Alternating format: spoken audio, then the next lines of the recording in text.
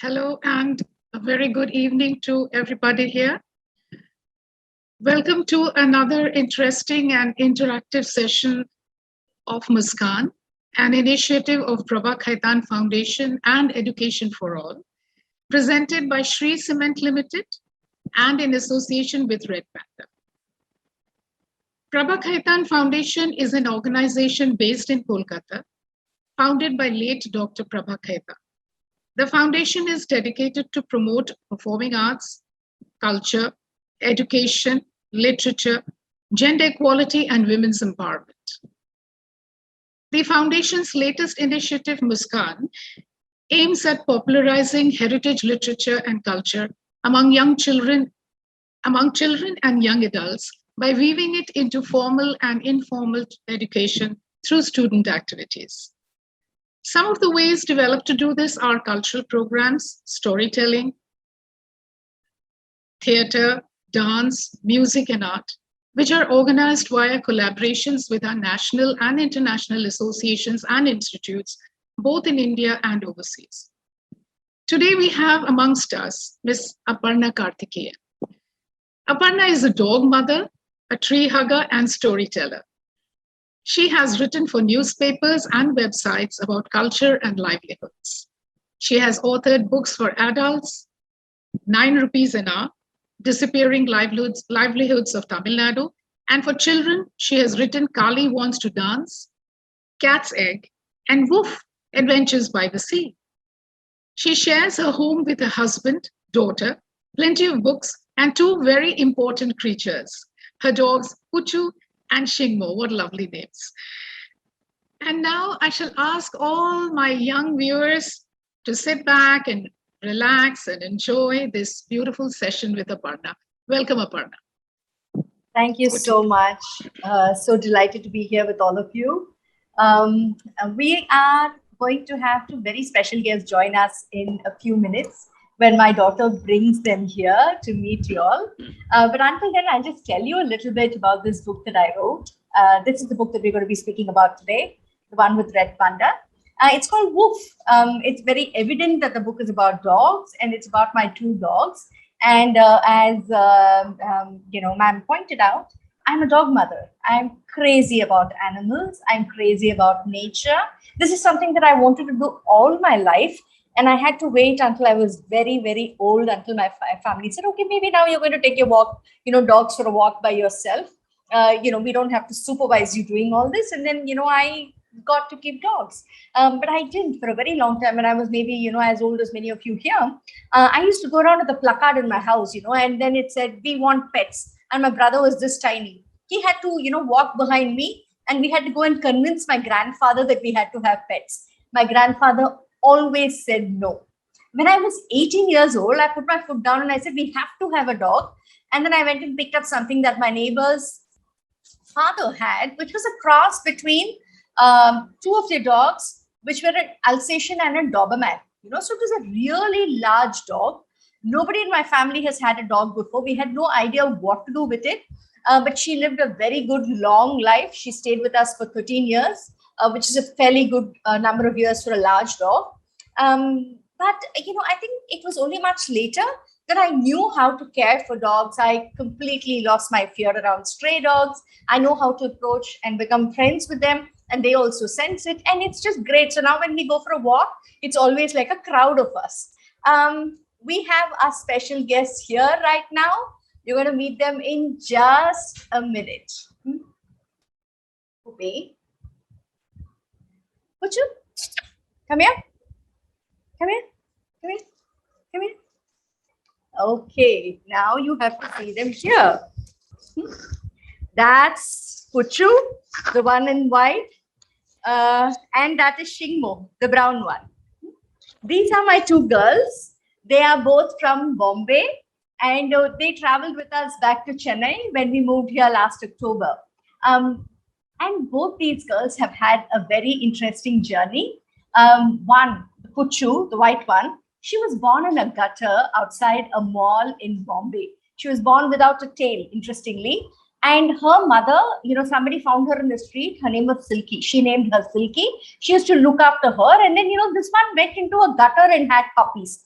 Why did she go into a gutter and have puppies? Because no human being goes there, And the dog thought it is safe, it's dark, it's very quiet, and nobody's going to disturb her pups. So when the pups were about 2 months old, this kind lady who was looking after her took her home, and they said she's going to find homes for them. What happens many of the times when we think of, getting a dog home? We always think of buying a dog. That was the word that was also in my dictionary for the longest of times. Getting a dog home basically means buying a dog. And a dog, a house dog is always something with a lot of fur. Okay, it has to have a name, a breed name. It took me a long time to realize that a dog is not a refrigerator, a dog is not an AC, a dog is not a car or a phone. For all these things, we can look for brands because there is something different. Something has gone into making it different. But for a dog is a dog is a dog. A stray dog is the same as an Alsatian or a Labrador or a Beagle. All of them are absolutely wonderful, and all of them love human beings. I realized this very late in life. And one of the biggest learnings was how good stray dogs are, how friendly they are, how they are never dirty, and how they're never out to bite people. But, in my early years, this was something that I was constantly told that stray dogs are going to come, they're going to bite off my hand, they're going to they're like covered in sores. This is the sort of thing that I was constantly. But, outside every tea stall, outside every shop, you will find dogs there, right? All of you would have seen it nearby, near your houses, near where you go to school or wherever, right? When you have like a small tea shop, there will be dogs there. And all these dogs sit there very quietly waiting for some crumbs. That's how the other one, brown one, Shingmo, used to live. When Shingmo was this small, somebody had her in the house and she fell sick. And what happened? They decided that the best place for a sick dog with fever was on the open beach. Obviously, they did this without, intention to, I don't know, I'd like to give them the benefit of doubt. But they basically took this little puppy, put her inside a brown cardboard box, dumped her on the beach, and went away. So the next day morning, I go to the beach, walking with Puchu, and there I find a tiny little brown puppy running here and there, getting chased by all the resident dogs. They didn't want her there, They just said that, off you go. Where will she go? What will she do? Where was her food? Where was her water? Where was her shelter? There is nothing. The beach is a beautiful place to visit, right? All of us love going to the beach because it's, it's sand and it's water and everything. Now look at it from the point of view of a small puppy. Where is the food going to come from? The puppy does not have pocket money. It can't go up to somebody there and then say Bhaiya, give me some bread or give me some pav bhaji. It can't say that, right? You can't drink seawater, right? All of you know that. It's very salty. I mean, we've all tried drinking salt water and then you just feel like gagging when you do. So it does not have water to drink. And as you know, there are no trees growing in the beach. Unlike a park where there are a lot of trees and there is shade, the beach just has sand. And you know how hot the sand gets in the afternoons, right? And you know what happens when it rains? It rains on your head. Now, this little puppy was abandoned there. And when it was about 6 months old, she fell very, very sick. We were looking after her outside until she was 6 months old. And when she fell very sick, we just said that, we have to bring her home. So Shingmo also came home. And I wrote this book about my experience of, living with these two beautiful dogs, because I wanted everybody to experience what it is to be friends with dogs and to bring home street dogs, basically to adopt street dogs. What does it really mean?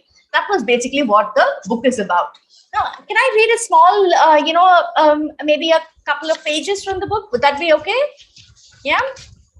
So I'm going to read from chapter 4. This chapter is called A Wave So High. This is about the Bombay monsoon. If any of you here are from Bombay or are from the West Coast or, anywhere in the north of India, I suppose, you have a very vigorous monsoon, which is not the case for us in Chennai. We have only the northeast monsoon, which does not rain continuously for 3 months like it does in Bombay. So this bit is about the Mumbai monsoon. It rained and rained from a very black sky for 2 days. They had never seen such rain, the dogs said. They sat huddled in the little passages between the shops. Priya had dragged Coconut with her when she saw the waves swallow the beach. These are all names of dogs that are there in the book. Baby Diane and Fat Brother had come with her too. The dogs sat quietly or slept in a heap, and every time it looked like it might stop raining, they ran out. But the rain came back fiercely, whipping their faces and backs, and they rushed back to their shelter. At least, Coconut said, the shops are dry. So's my mouth, said fat brother. Coconut told him to lick up some rainwater. Shingmo, Coconut ordered. You come here and sit next to me. The oldest and the youngest sat side by side while Kriya and Big Head watched the waves anxiously. Do you think the water will come in? Orange asked when the next wave crashed on the steps. Do you think this roof will fall? Chocolate asked when the wave tore at the awning, shredding it and playing with strips of red and yellow. Will Damu come? Tin asked. Nobody answered, but everybody knew. People would not come to the beach, and even if they tried, the police would stop them. And the dogs were not going to find any food. By the third day, the dogs were exhausted. The cold, the wind, the rain, the hunger, all of it tormented them. They were scared and tired of sitting up and watching the drama. The furious rain, the angry waves, the boiling sea, the roaring wind, the trees that came crashing down, the water that took back like a trophy, everything it could find. Rubbish bins, tires, a bicycle, half a coconut tree, 3 push carts, plastic bottles, glass bottles, dead animals. And they were worried Shingmo and Coconut would die too. Both were shivering. Shingmo's teeth were chattering. The puppy was not able to stand. And when Tin nudged her with her snout, she made baby animal sounds and fell on the floor. Kriya shook her head sadly when she saw the pup. She turned her face away, looked out over the sea, and in the distance, over the horizon, she saw a little light. And that, marked the end of that bout of rainfall. But you see how bad it can get on the sea? How bad it can get on the beach? All of us enjoy the rain because we're sitting inside warm, comfortable houses. Usually someone fetches us a cup of tea or something warm to drink. Usually someone fetches us something interesting to eat, pakoras, chips, something nice, crunchy. All of this is there for us. And then we have a nice quilt. Usually we watch a movie. And when the power goes, that's the worst thing that can happen to us. That's the maximum discomfort. But these creatures have to survive outside, right? You must be knowing that, right? When it's raining, you won't see a single bird outside. All the birds take shelter inside the trees. You wonder where all the birds go. And when the rain stops, out will come all the wet crows. Have you all seen that? All the wet crows coming when when the rain stops, they'll all look like, like their hair completely plastered. You'll see bits of white between their feathers. They'll come and shake themselves out, clean up their feathers. They'll sit down nicely after that, right? Dogs also do something similar. When it rains very badly, they roll themselves up into a tight ball, so that they can conserve heat, because you can lose a lot of energy trying to stay warm when the weather is that bad. Who cannot do this is that, very old dogs or very young dogs, they can't do it. Healthy adult dogs can do it.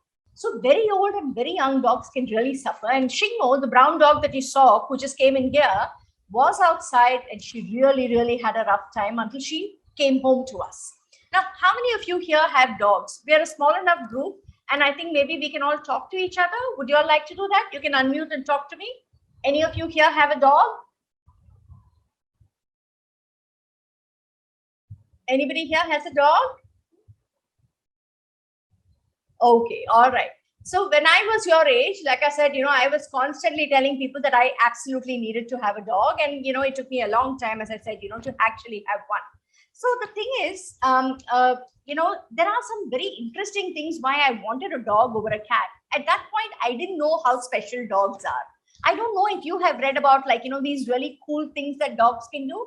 Last year, you must have seen during the COVID lockdown, people were training dogs to go and find people who had COVID virus. Have you all seen that? Yeah? Okay. So you know why they can do that? Because dogs have superpowers. And one of their superpowers is that they can smell extraordinarily well. Now, can you tell what somebody's cooking 4 houses away from your house? Do you have any idea? No, right? I mean, maybe if you're making chana or if they're frying something really, really sweet, then you can know, right? Or if they're making a milk sweet or if they're baking a cake, then you'll know, isn't it? You can smell the vanilla, you can smell, all the lovely, yummy smells. Or if you pass, let's say, a cake shop, then you know what's happening inside, correct? Or if somebody's baking bread, then you'll get this lovely smell. Or if they're making biryani, then you know, there's something extremely, interesting getting cooked there. Dogs can find out every single thing because they have 200 million cells on their noses, which help them to smell. And you know how many people have? 6 million. What is 6 million and what is 200 million? Which is a greater number? Which is a terribly, terribly greater number? The dogs? Yeah? Yes, Ahmad Raza, you have something to say? No, okay. Dogs. Ma'am, All right. Yeah. ma'am, I have one. Actually, I wasn't able to unmute myself. Yeah. Oh, you have a dog. Yes, ma'am. Ma'am, I'm showing it in the video. Okay. I can see a little bit. Yes, ma'am. Okay. Yes, ma'am. Oh, that's so cute. Thank you for showing him. Hey, Yes, Hurt, ma'am. what is the name? I'm Nawab. Nava. Okay, lovely. Yes, ma'am. My mother kept it. Oh, very nice. Lovely. Lovely to meet him. Ma'am, the same story was here. Like my parents didn't allow to get it. I just pleaded a lot, and then we finally got it. I'm so happy to hear that you already got it. Great. Yes, ma'am. And where did you get Nawab from? Ma'am, we bought it. We like just found it because my parents were like, we just need this dog. My Right. family members had a Labrador, so they were like, we just need a Labrador. Labrador. So we Right. found it and then we got it. Yeah. Next time, adopt a dog. Yes, ma'am. Pakka. Thank you. That's lovely. Lovely to know that. Yeah. So, that's so good to hear, about one dog story. One thing is about their superpowers with their noses, how well they can smell. They can smell diseases and they can also smell fear, which is why a lot of times people tell you, don't be nervous around dogs. Have you heard people saying that to you? Don't be nervous around dogs. Don't be scared. Walk normally. But when people are scared, they're even more scared when you tell them to stop being scared, right? It's not easy. You can't just tell people like, oh, please stop being scared, and people will tell you, oh, just come into the house. My dogs won't do anything, which is really a rubbish thing to say because, if you're scared of dogs, you're scared of dogs. But there are ways to actually approach a dog correctly. The first thing you have to keep in mind is never go and pull a dog's cheek. I would hate it if I was walking on the road and someone that I have never met before in my life came and did this to me. Would you hate it too? Yeah? Would you hate it if somebody came and pulled your hair like this and then say hi? I wouldn't like it at all, right? But a lot of times that's how we greet a dog. We expect the dog to be okay with it. The dog is not okay with it. Just like how I would have to ask a person, whoever I'm meeting, can I shake your hand? Or like, can I say hello? Or can I hug you? Or whatever, right? You have to ask them before you do it. The same consent applies to dogs, except there the dog is not going to say a yes or a no. It's going to give you visual cues, right? It's going to like either wag its tail very happily or like, sit down, invite you to play, one of those things. And then, the dog is okay with you approaching it. So my thumb rule is just because you like dogs, do not approach a dog that you do not know, especially on the street, or even a dog that's being walked with somebody. Always ask them if the dog is okay being approached. Do not make eye contact with the dog that you don't know because they think you're challenging them, right? That's one thing. So the other superpower of dogs is, I'm going to ask you whether you have that superpower first. How many of you can shake your ears? How many of you can wiggle your ears side by side, up and down, roundabout? You can? I can't. I've really tried. Puchu is a super ear mover. Her alert ear is this. Okay, she can do this when she's super alert. When she does this, it means she's very, very happy and she's very, very happy to see me. When she does this, it means she's relaxed and she's sleepy. So her ears will tell me what she's feeling, right? And when she's scared, that little stump of a tail that she has, she doesn't have much of a tail, that little stump of a tail tries to go into her legs. It can't reach there, because it's just this big. Shingmo can also speak with her ears, but not that much. So she speaks with the hackles. The hackles are the hair that grows at the back of the dogs. So she will pull it up, she'll make herself grow large when she's very angry or when she's very excited. When she's super happy, she'll go down on her fours, she'll, shake her tail, and then she'll make it, that sort of a noise, just to tell us that, like, listen, I'm just so excited that you're here, you're back home or you're sitting with me. They're really, really happy to have people around them. So that's how dogs do it. And why they can move their ears? They have 18 muscles in their ears. How many do you and I have? I have no idea, but definitely not 18. And we can't move them, all by themselves. We don't have a tail anymore. We had them when we were still our ancestors. We lost them, as when we became human beings. So we can't move them, but dogs can. So those are, I think, some of dogs' great superpowers, and they use it extremely well. When Shingma used to live on the beach, She could find out what was buried under like a big layer of sand. She'd paw that place and out will come like a biscuit that was 3 days old that looked disgusting, which I would never eat, but the dog just wants to eat, right? Or it'll be like an old piece of pav bun which had some butter in it, like so several days old. Again, like, you know, she'll dig it out somehow and she'll eat it, or she'll give it, or she'll dig it out at least and then smell it, and then the crows will get to eat it. Now, I'm going to read out a small bit of another dog that used to live on the beach like this. His name was Coconut, and I really knew this dog called Coconut. He still lives in Juhu Beach in Bombay. How many of you know Juhu Beach in Bombay? Some of you have heard about it. So it's this, yeah, okay. If Ishpreet has heard about it, and Anvi also. Yeah.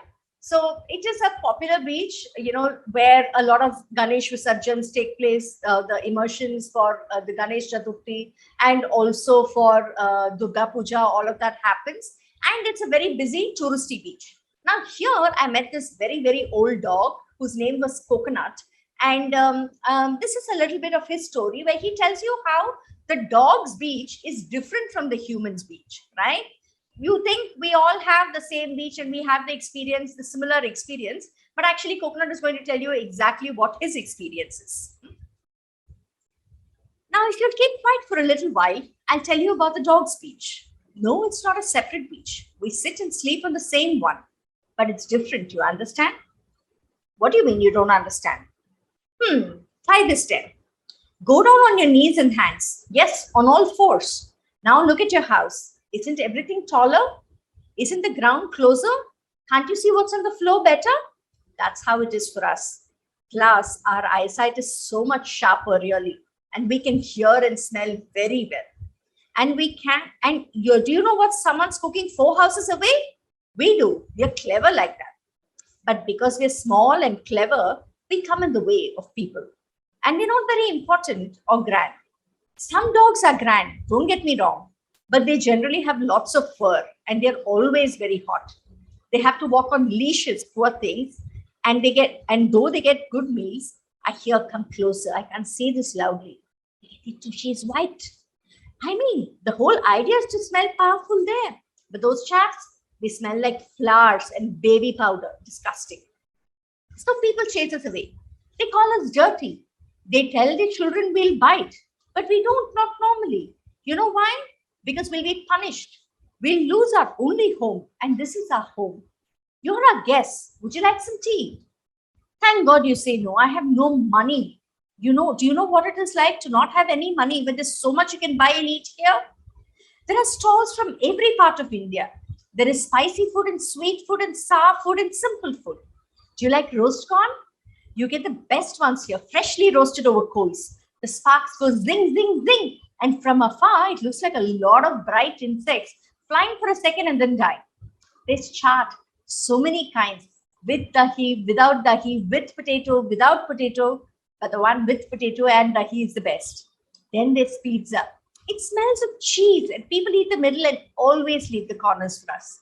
I love chewing on those bits. Not now, of course. Now I can't chew on anything, but when I was young, I hunted for discarded corners and buried them under the sand to eat later. Only sometimes the sea would come rushing in and take it away, and I would weep, thinking of the fish feasting on my hard work. There are cool drinks of every color kept in tall bottles, purple, orange, yellow, green, and ice creams and water. Water! They give you water if you give them money. I've seen it with my own eyes. It's a bottle and it has a cap, and if you bite it like this with your teeth and chew it, water pours into your mouth. It feels wonderful, especially when it's very hot and you're very thirsty. That's when water's the only thing we want, and that's the only thing we can't find. Can you imagine that? Can you imagine being a dog on a hot beach? It doesn't sound much fun, right? I mean, I used to think, oh my God, these chaps are so free. They have the whole beach to themselves. They have freedom. They can go where they want. But actually, they're spending the whole day trying to find their next meal. Isn't that quite terrible? And many of the dogs are there because just like Shingmo, they were also dumped on the beach. Somebody just decided, especially during the COVID lockdown, that listen, okay, I have this dog at home. It's too much responsibility. Plus, we don't know how COVID transmits. It does not come through animals, as you all know. But people were not sure. They just said that we don't want this responsibility, and they took the dog and they threw it on the beach and they went to beach. Now, there was no people on the beach. All the beaches were shut. All the roads were shut. As you know, people were struggling for food. What will these dogs do? That was how a lot of people treat pet ownership.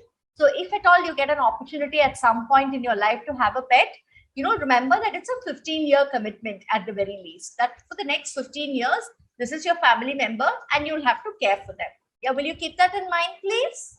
That will be wonderful if you all do. Okay. Now, can we go back and then, talk about some more facts about dogs? Can I ask you all a question? Do you all know what is the biggest dog that all of you know? I'd like you all to answer, please. What is the biggest dog that you all know in size? Which is what breed of dog or what dog have you seen which is really, really big? If anybody would like to answer. Have you all seen a Great Dane, for example? Yeah, Ishprit? Ma'am, I have seen a dog like a wolf. Ah, fantastic. A big one. And? Alsatian or golden retriever. Okay, you see a big golden retriever, okay? So that's the biggest dog you have seen? Ma'am, I have also seen one. Super, okay. And then? Siberian Husky. What? Ma'am, Siberian Husky. Siberian Husky, okay. And then? Ma'am, I have met a Saint Bernard. Okay. All right. Fantastic. So those are the kind of, really big dogs you've seen, right? There is something called as a Great Dane that looks as big as a small cow, like a calf, that really, really tall fellow, which comes up to, a fully grown person's hip, right? And then you must have seen of this dog, which is called the Chihuahua, which is just this big. Have you all seen it? People go about that, with that dog in a handbag. You know why I'm talking about the dog breed, although it's not my favorite thing to do, is because man created all these breeds. Human beings created all these different kinds of dogs. And it's among the fewest, maybe possibly the only species where you have such a lot of differences within the same species. Now, if you look at the house cat, not cat, tiger, lion, those are all different subspecies, but just the house cat, they're all pretty much the same size, right? You have a cat that's this big, you have a cat that's this big, you have a cat that's this big. You don't have a cat that's that big and then a cat that's this big. This happens only within dogs. So that's again something, really unusual only with the dog breeds. And among one of the fastest land animals is the greyhound, right? How far can your car go? It can go up to 110, 120 kilometers per hour comfortably. This greyhound can run 40 miles, which is about 670 kilometers. And it can run that consistently for a long time. That's why they have that shape. The body is like this and the stomach goes up like this because it has extraordinarily good lung power, right? That's another thing. Now, how long it takes for a dog to locate the source of a sound? It's 6/500th of a second. That's it. That's how quick a dog is. They are really beautiful creatures. They are really extraordinary creatures. Sometimes when they're here at home with us and they act like really dumb, stupid, silly. Then we're like, oh my God, can't you be sharp and clever? But actually they are. It's just that, we don't understand how good and clever dogs really can be. But when they're pups, they actually can't do many of these things because when puppies are born, they are blind, deaf, and toothless. Now, I'm going to ask you one other interesting thing, which I think is like really fascinating. Where do you sweat from? When you get, say, scared or when you're like very hot, where do you sweat from? Which part of you sweats? Your face? Yes. Hands? Yes. Where else do you sweat from? Ma'am, Head? Palms, feet, everything, right? Where do you think dogs have? Where do you think dogs sweat from? Their feet. They have sweat glands there. Isn't it like really unique? They sweat there, and then you must have seen when dogs get very hot, they put their tongue out, right? That's their way of cooling off. So that, these are some of the really interesting and unusual things that dogs have. And we can do a small quiz. When do you think we can do it? Can we do it now? Can we do a small quiz? Will you all unmute and answer me? Yeah? Okay. Now, which part of the dog is unique like our fingerprint? Okay, it's a multiple choice one. So I'm going to give you the 3 options and you just have to tell me which is the right option. Paws, eyes, and nose. Which part of the dog is unique like our fingerprint? The right answers are paws, eyes, and nose. Who wants to go first? Just unmute and answer, please. Ma'am, I know. What is the answer? Ma'am, nose. Nose. That's right. The right answer is actually nose. So each dog's nose is extremely, distinct and unique. And if you took a print of the nose, it would be just like our fingerprint. Each dog will have a different thing. So that's like, again, really, really cool. Second question, which I think is really hard. How many spots do Dalmatians have when they are born? Okay. And the answers for this are 101. The second one is 23. And the third one is 0. How many spots do Dalmatians have when they are born? 101, 23, or 0? Yes. 0. 0, that's right. You know this. Okay. They are born completely white and then they develop their spots. Did you watch the movie 101 Dalmatian? A lot of people say 101. No, I just saw, I read some fact books, so I saw from. Fantastic. That's really nice. Okay. Now, this question is again sort of easy, I think. Which among these animals is the closest to the dogs? Is it a jackal, wolf, or fox? Which of these animals is closest? Unmute and answer. Unmute and answer, please. You can unmute yourself. I can't see all of you on the screen, so yeah. Fox, okay. Anybody else?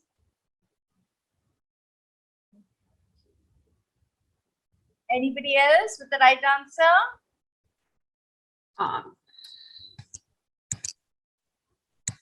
Okay, the Wolf. Wolf. Ma'am, you're muted. Unmuting myself. Okay. The right answer is actually wolf. That's the closest to a dog. Okay, which is why when we see sometimes when we see these Siberian Huskies, they still look a lot like a wolf, right? They have the same ears, they have the same body, they have pretty much the same colors, and they have those eyes, which are like kind of yellowish and whatever, and they look wild, right? But actually they're extremely gentle, except that they're not really suited to India. So every time I see a husky in India, I feel very sorry, especially in a place like Delhi or Bombay or Chennai, when it's very, very, very hot, right? I mean, would you like to be sitting wherever you are sitting with a big fur coat, wearing a really, really thick coat, maybe 3 sweaters during summer in the classroom? Would you like to be, stuck inside 3 sweaters? I would hate it if my mother made me wear 3 sweaters in summer. But, that's how these dogs are born. And it's quite a shame that, they have to live in hot countries just because somebody thinks they look nice. So, yeah. Now, the next question is, how do dogs understand the world? Is it by smelling? Is it by touching? Or is it by asking? Do you ask? Do dogs ask you and understand the world? Do they smell and understand the world, or do they touch and understand the world? How do you think they do? Yes, Ahmed?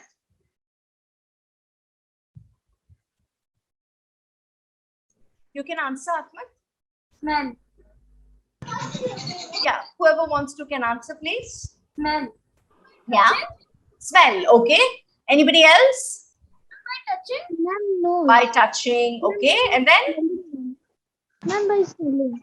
By smelling. Okay, anybody else? By smelling. By smelling. Okay, and the right answer is indeed smelling. That's why when dogs go on a walk and you go on a walk with them, you'll be standing in front of every single plant. You'll be standing in front of every single car tire because they have to smell. This thing, right? Dogs pee on car tires. They pee on trees. They pee everywhere. And then the next dog will come and they'll be like, I have to find out who's been here before me, and they'll go and smell that. And then the next dog will come and say, oh, somebody was here before me, and they'll go and smell that. There is a joke that goes on in dog circles that, each dog leaves an SMS for each other on those car tires. And then the next one will come and read the SMS. And you have to wait there patiently if you're a dog parent for them to finish reading that SMS and then move on to the next place. So basically, when I tell people I go for a walk with my dogs, they're like, please don't joke about this. It's not really a walk. It's just going around smelling everything in the neighborhood. That's what we do. So dogs understand the world through smelling. Now, what must you never give a dog? Let's see if you can get this right. The answers are ice cream, biscuit, and chocolate. Chocolate. Yes, that's right. And you know why? Yes, because it has calamine and that can affect the dog's heart. Fantastic. Yes, that's brilliant. It is really toxic to the dogs. And a lot of people, think the right answer is ice cream because it's full of sugar. Sugar is harmful for them, but toxic. Chocolate is actually toxic, and so is raisins and grapes. So those are things that you must never give a dog. Fantastic. You got that right. Now, the next one is, how many teeth do adult dogs have? How many teeth do you all have? 22, 24, 16, 28. How many teeth do you all have? 32, anybody? No. 18, 16, 28. I'm sure you've got all your molars by now. 32 them. My adult dog has 32 teeth. Adult dogs have 42 teeth. That's the right answer. 42. Somebody the other day told me they have 288 teeth, and I really got scared. That's not a dog. That's a shark, or I don't know what it is, right? 288 means you need a mouth like this. And I would never go near a dog which had 288 teeth, right? Would you want to? That's a lot of chomp. So adult dogs have 42. Now, this question is sort of easy. I think if any of you live in a cold climate, you'll know this. Dogs in cold climate have plenty of this. The answers are fur, bushy tail, and enormous ears. What do dogs in cold climate have? Lots of fur, bushy tail, or enormous ears. Ma'am, bushy tails. Okay, bushy tail. And then anybody else? No. What? Ears? Big ears. No, bushy tail. Bushy tail. Okay. Anybody else? Okay, the right answer is actually a lot of fur. That's why huskies have a lot of fur. They have 2 layers of fur, in fact. They have an inside layer and an outside layer, which I think, again, is very cool, because I have only 1 layer of hair and even that's falling off. But a dog apparently has 2 layers, an inside layer and an outside layer, which is also why many people say that you should never shave a dog or you should never cut a dog's hair, because that's the way they insulate themselves. So dogs in cold climate typically have a lot of fur, which is why if you go, to Shimla or Manali or like Kashmir, you'll see that the dogs are far more bushier than the dogs in the plains are. Okay. Now, which dog breed does not bark? Okay, this is again a trick question. Which dog breed does not bark? And the choices are Alaskan Malamute, Corgi, and Basenji. Which dog breed does not bark? Anybody knows this? Basenji. Yes. Basenji. Oh yeah, you said that, right? How did you know? That's again very cool. Apparently, they do something called as yodel. I don't know what a yodel is, but it sounds very interesting, isn't it? I would like to yodel too. Would you all like to yodel? Maybe we should learn yodeling from a Basenji. Yeah? Now, next one. Which dog has a black tongue? The answers are Chihuahua, Labrador, Chow Chow. Which dog has Chihuahua? Chow Who said Chow Chow? chow. Chow. That's the right answer. Chow Chow is the right answer. They have like a purplish black tongue. And I think it looks quite scary, interesting. Imagine if a dog came up to you and said, and then completely it's black, right? You'll be like, oh my God, what the hell happened there, right? You'd expect dogs to have nice pink long tongues. And then this one has a completely black one. And that's again, that particular dog's nature. Now the last question. Would be Down like to our they last eat question. black ink. Sorry? It would be like that they have eaten a black ink. Yes. Or like, when you have jamun, right? When you eat jamun or blackcurrants or anything like that, your tongue changes color, or even certain sweets, right? And then your tongue goes, but the whole tongue does not turn color, right? Only a part of the tongue turns color, or even your lips maybe turn color. But this dog, its entire, I've actually seen one and I've been like, okay, I'm not going near, because it really looks very different and unusual. Okay, and the last question is, which dog breed loves us the most? And the right answers are, the answers are retrievers, beagles, street dogs. Which dog breed loves us the most? Stray dogs. Stray dogs, okay. Anybody else? Huh? Anybody else has any? One retrievers. Retrievers, okay. Anybody else thinks beagle loves us a lot? Okay, you know what is the right answer actually? All of them. All dogs love human beings a lot. They are all just crazy about human beings. That's the nice thing about dogs, right? People who have cats always tell you that, like, cats don't want to come and sit next to them. They have attitudes. They'll go and sit somewhere. They will ignore you when you come into the house. But whereas if you have it, and that's not always true, okay? There are a lot of very affectionate cats, which my friends say is true. I have never met an affectionate cat, but that's besides the point.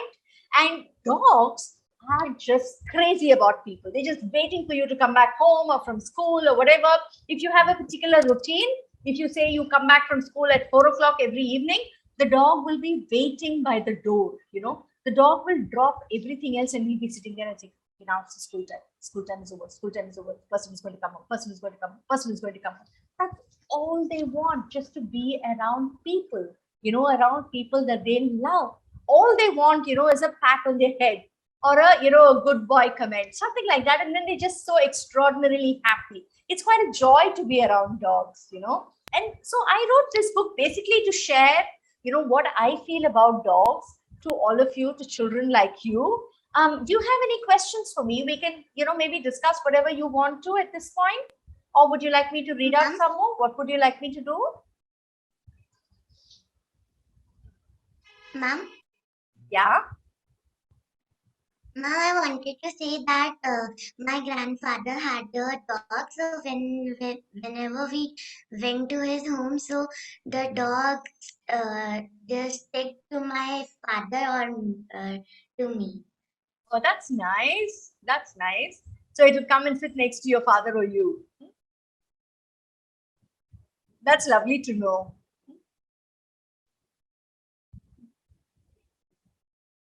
So anybody else has read any other books about dogs? Do you have any, stories that you've heard about, dogs? I have read one. Which book is that, Ishri? Sudhamurthy, the Gopi Diaries. Lovely. I'm so happy to know that. She's a fantastic writer. That's great to know. So have you all watched any movies around dogs? Ooh, super, super. That's great. Have you all watched any movies about dogs or dogs, where there are dogs in the films? Have you watched it? Okay, so you should, try and watch. So, there are a bunch of us who are there on social media, on Facebook and Twitter, and all day we send each other photos of each other's dogs. We, post videos of our dogs because they just do the craziest things, right? One time we had a crow in the house.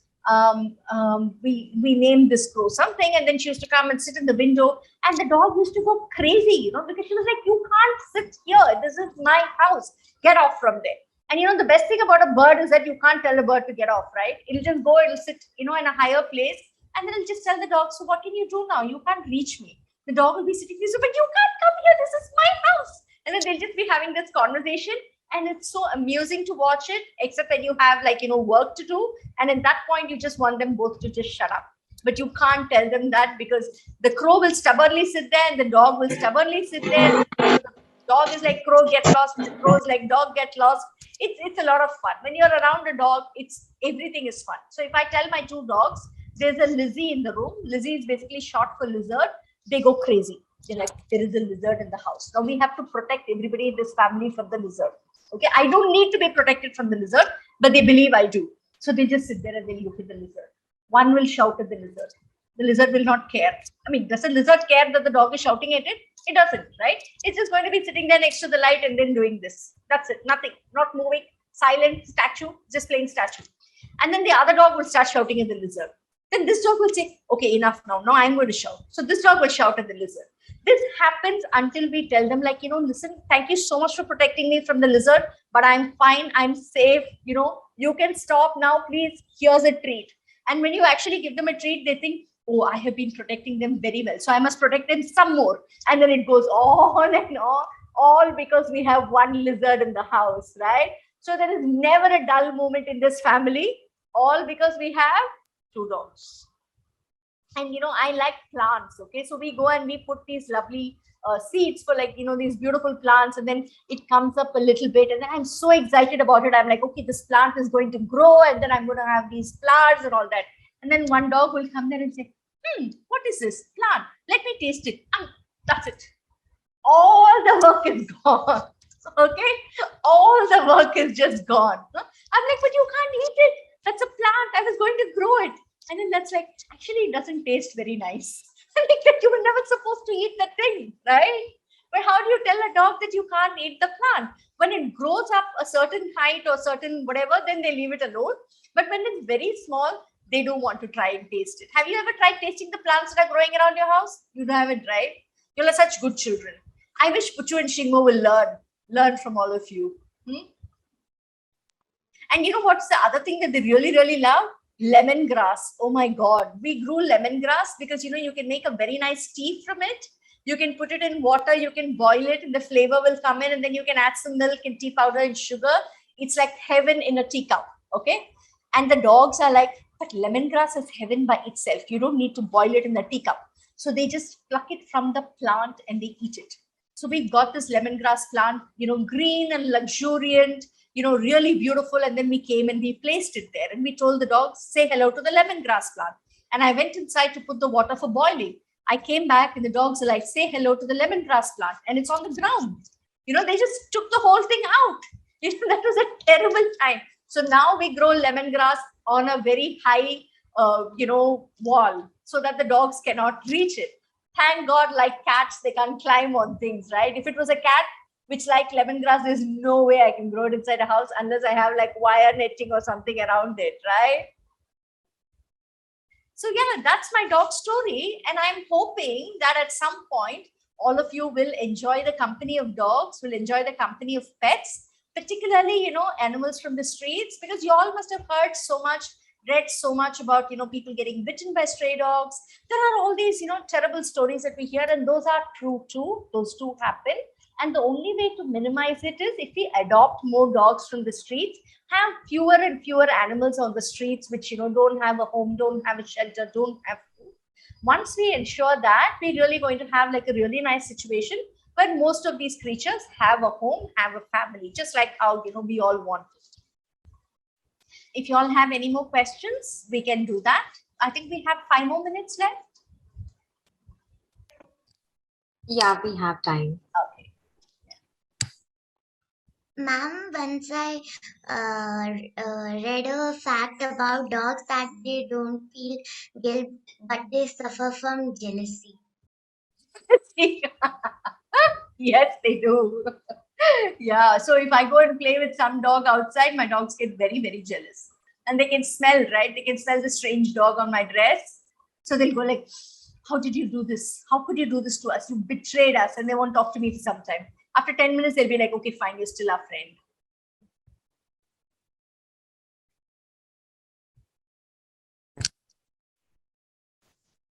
I have a question, ma'am. Yes.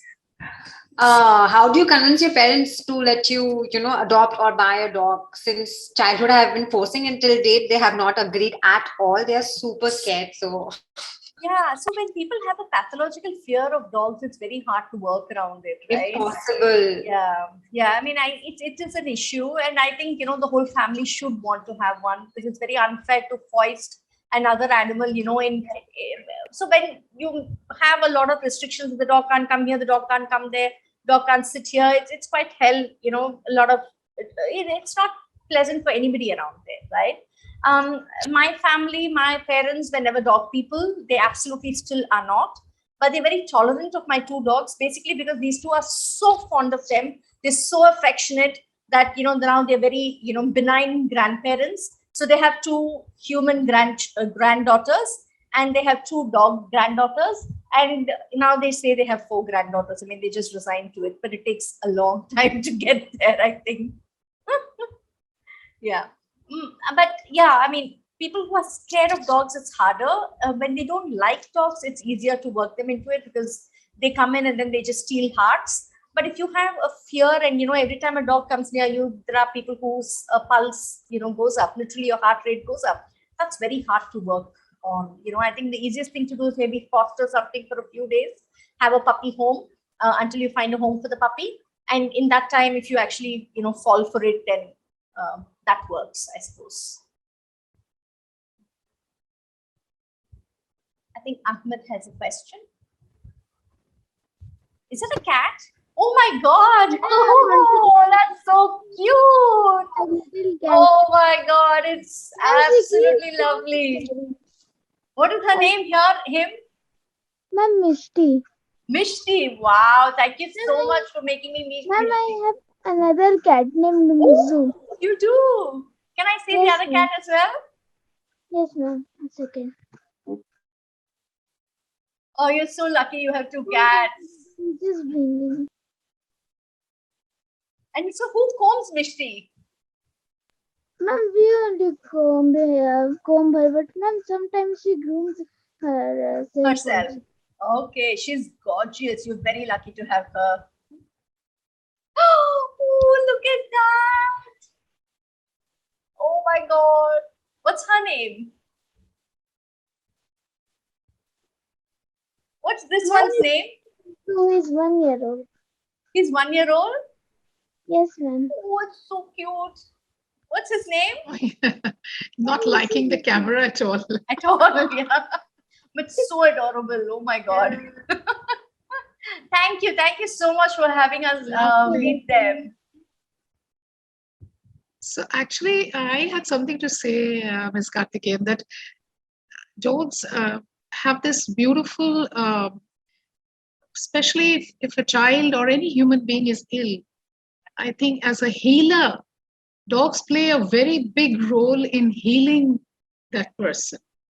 So maybe. No.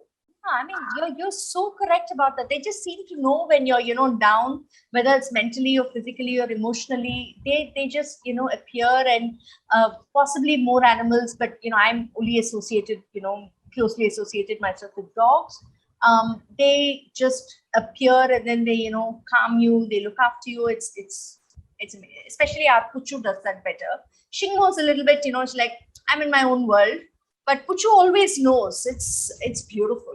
Yeah, it's really amazing how they sense your pain or your discomfort, and then they are always kind of empathizing so beautifully. Yeah, absolutely. That's really beautiful. It's so nice that Mishti has joined us now. She's sitting there and she seems to be enjoying it. She's enjoying the lovely petting. Yeah. She's a real beauty, a cloud of a cat. And she likes cuddling. She likes cuddling. Yeah, that's nice. That's so cute. Cats love that. Love to be petted. I think all animals love that. Yeah. So, Mansi, do we? Yes, please. Yes. Do we? Yes. Anything else, ma'am? Would you like to add anything? So this is basically what I just wanted to share my journey of, with the dogs, and read a little bit, and then, talk about dogs, because it's something that I really like to share with, I think, young people particularly. And post that at some point, people will think about adopting a dog, from a shelter, even if it's, hard to pick them up from the street. One always hopes that they can go to a shelter where the dogs have already been vaccinated, when they've already been dewormed, when they're clean, and take it from there. It's much easier, I think. So yes, to give them a home. Give them a home. Home. That's most important. So children, would you like to ask any question to ma'am? Anyone? No? I think so. I guess thank you very much on behalf of the foundation. It's a big thank you to you, Miss Aparna Karthikeyan, and for this beautiful interactive session. I'd also like to thank our presenters, Shri Cement Limited and Education for All, and Red Panda for this beautiful, for the association. And last but not the least, thank you very much to each and every one of you little babies here. For us, you people are little babies, all right? Thank you very much for being here and sitting here all through and participating in this event and answering questions. I think all of you have done so well in answering questions and so well informed. So well informed. Ishpreet was